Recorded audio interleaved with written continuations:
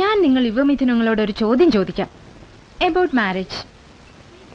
Marriage is made up of 3 rings. Which are they? Engagement ring? Yeah, good. Then wedding ring? Right. But the third one is the most important. അറിയില്ല? It's suffering.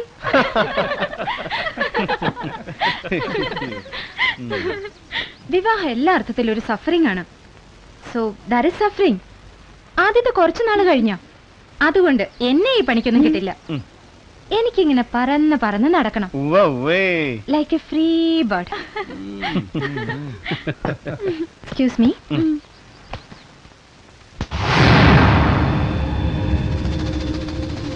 Hi free bird, നമുക്ക് ഒന്നിച്ച് പറക്കാം. ഇപ്പൊ വരാമേ, ഒന്ന് കൈ കഴുകിക്കോട്ടെ. Merlin, അതിലേ വാ. എന്താ ഇവന്മാര് പ്രശ്നം ഉണ്ടാക്കും. അതിലേ വാ.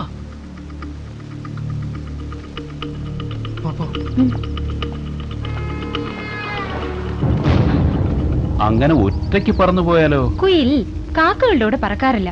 എങ്കിലും കുയിലിന് ഞങ്ങൾ കാക്കകളുടെ കൂട്ടി വന്ന് മുട്ടയിടാലോ. ഹലോ ബ്രദർ, നമ്മളൊക്കെ സ്റ്റുഡൻസ് അല്ലേ, വെറുതെ പ്രശ്നം ഉണ്ടാക്കുക. ഓഹോ,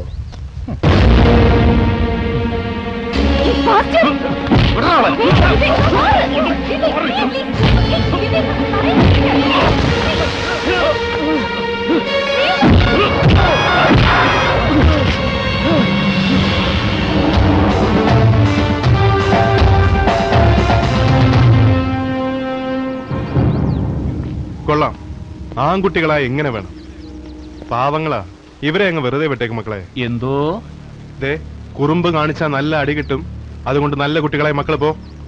Who the hell are you? Your father's father. മനസ്സിലായില്ല? നിന്റെയൊക്കെ അപ്പന്റെ അപ്പൻ. അടിയടാ ഇവനെ.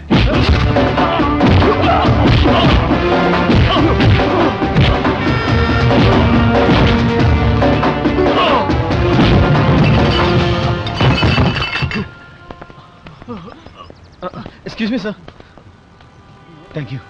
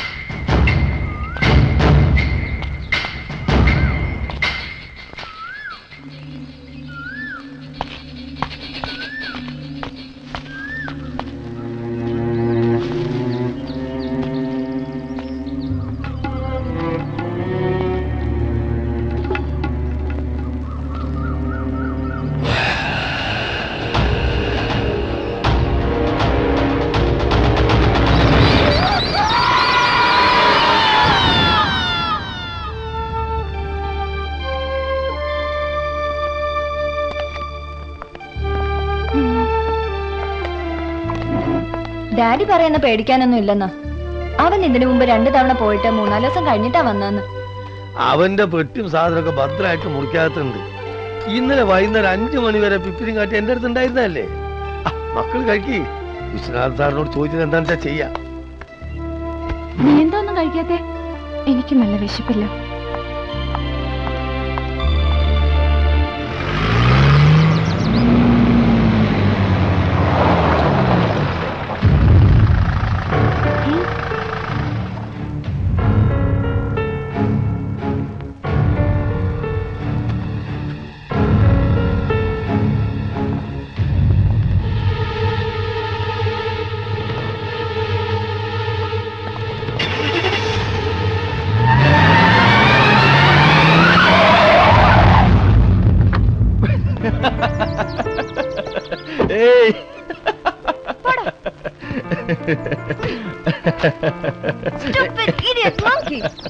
ഞങ്ങൾ അങ്ങ് പേടിച്ചു പോയല്ലോ. ഇവനാണ് ഗൗതം എന്ന തെമ്മാടി. ഇവൾ മെർലിൻ എന്ന ടോം ബോയ്. ഇത് അശ്വതി ദ സൈലന്റ് കാറ്റ്. ഇത് Neethu the romantic bird. Am I right? That is clairvoyance.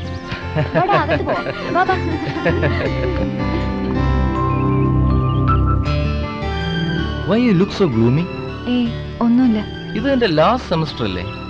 ഞാൻ നിന്റെ ഡാഡിയെ കണ്ടിരുന്നു ഒരു സെയിൽസ് കോൺഫറൻസ് കഴിഞ്ഞ് വരുന്ന വഴിക്ക് എയർപോർട്ടിൽ വെച്ച്. വീട്ടിൽ ചെല്ലാത്തതിന് അങ്ങേരുടെ വക ഒരുപാട് പരിഭവങ്ങൾ.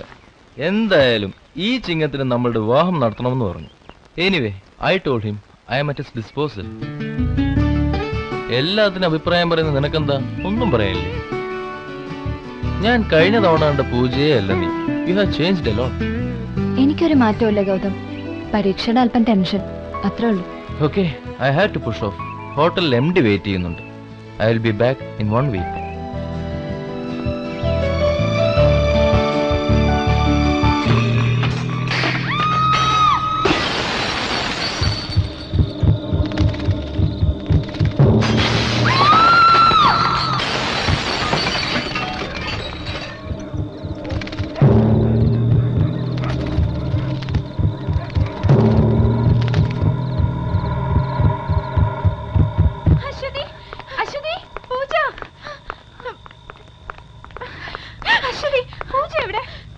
എനിക്കറിയില്ല, ബേബിച്ചനെ കാണാനില്ല.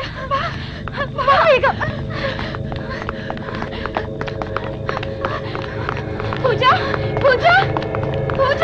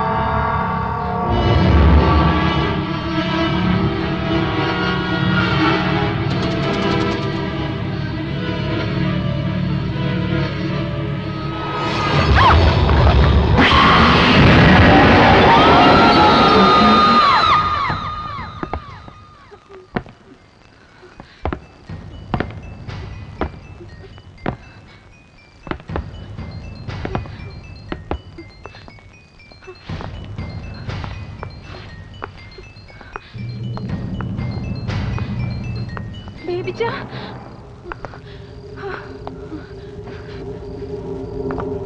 ബേബിച്ച, ബേബിച്ച, ഈ ബേബിച്ചൻ എവിടെ പോയി കിടക്കാം? ബേബിച്ച, ബേബിച്ച, ബേബിച്ച,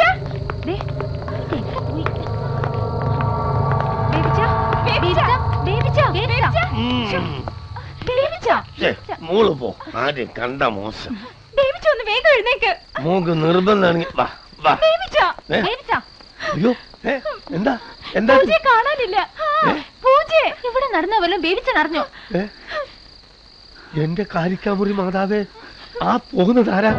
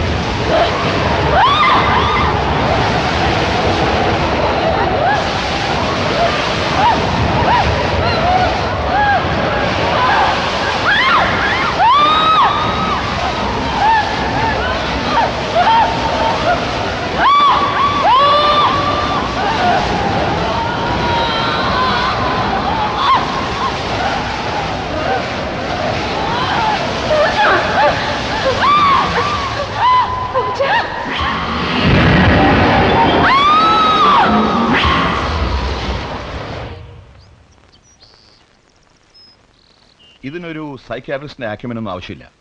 just A matter of common sense. അപ്പൊ അങ്കിള് പറയുന്നത് എല്ലാം ഞങ്ങൾക്ക് തോന്നിയതാണെന്നാണോ? അങ്ങനെയല്ല, എന്നാൽ അങ്ങനെ തന്നെയാണ്. സി, പുതിയ താമസ സ്ഥലം, വിചിത്രമായ അന്തരീക്ഷം, പരീക്ഷയുടെ ടെൻഷൻ, കാണാതെ നന്ദു, ഇതെല്ലാം നിങ്ങൾ അറിയാതെ തന്നെ നിങ്ങളുടെ ഉപബോധ മനസ്സിൽ അടിഞ്ഞുകൂടിയിരിക്കുന്നു. പിന്നീട് എന്തെങ്കിലും ബാഹ്യമായി ഉണ്ടാവുന്ന ഒരു സ്പാർക്ക് നിങ്ങളുടെ ബോധത്തെ ഒരു മായിക കാഴ്ചയിലേക്ക് കൊണ്ടുവന്നു. സൈക്കോളജിയിൽ ഇതിനെ ഡെലൂഷൻ എന്ന് പറയും. പക്ഷെ എല്ലാരും ഒരേ സമയത്ത് ഒരേ കാഴ്ച കാണുക, ഒരേ ശബ്ദം കേൾക്കുക, അതെങ്ങനെ അങ്കിൾ? ഒരു ഓഡിറ്റോറിയത്തിൽ ഇരിക്കുന്ന ആയിരക്കണക്കിന് ആളുകളാണ് ഒരു മജിഷ്യൻ ശരീരം മുറിക്കുന്നതും പെൺകുട്ടിയെ വായുവിൽ കടത്തുന്നതും മറ്റും ഒരേ സമയത്ത് കാണുന്നത്. ഇതും ഒരു അർത്ഥത്തിൽ മായിക കാഴ്ചയാണ്. അതവിടെ വെച്ചേ. എന്റെ പെട്ടിയെടുത്ത് അകത്ത് വെച്ച് വണ്ടി തണത്തെങ്ങാണ്ട് പാർക്ക് ചെയ്യാം. ശരി സർ.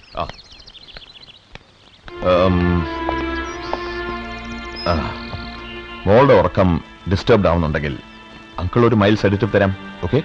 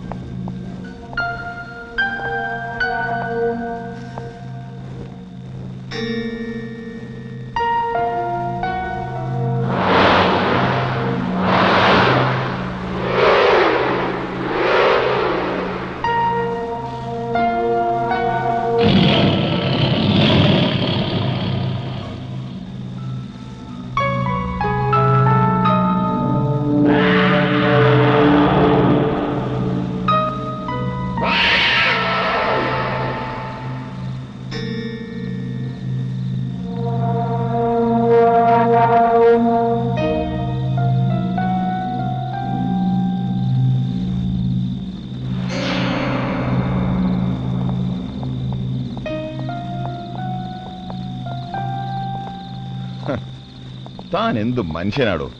ഇതുപോലെ ഒരു വീടാണ് പെൺകുട്ടികൾക്ക് പഠിക്കാൻ വേണ്ടി അറേഞ്ച് ചെയ്തത്. ഈ പാവം കുട്ടികളെന്നല്ല, യഥാർത്ഥ ഡ്രാക്കുള വരെ വരണ്ടു പോകും.